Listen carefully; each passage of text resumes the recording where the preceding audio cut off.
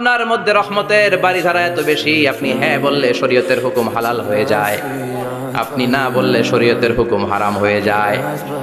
আবার আপনি আঙ্গুল তুললে চাঁদ দুই ভাগ হয়ে যায়, জমিন থেকে পা তুললে আপনি আকাশে মেরাজে চলে যান। কি স্ট্যাটাস! কুড ইউ ইমাজিন কি স্ট্যাটাস আল্লাহ ওনাকে দিয়েছে। উনি হ্যাঁ বললে এটা হালাল, কারণ কোনটা হালাল কোনটা হারাম এটা ওনার কাছ থেকে জেনেছে। উনি যদি বলে ইয়েস, করতে পারবেন আপনারা, হালাল, কোটি কোটি মানুষের জন্য পারমিসিবল, লিগ্যাল। উনি যদি বলেন নো, আমাদের সবার জন্য এটা হারাম, কোটি কোটি মানুষ আর করতে পারবো না। আবার উনি আঙ্গুল তুলেছেন, চাঁদ দুই ভাগ হয়েছে, পা তুলেছেন, মেরাজে চলে গিয়েছে। আল্লাহু আকবার।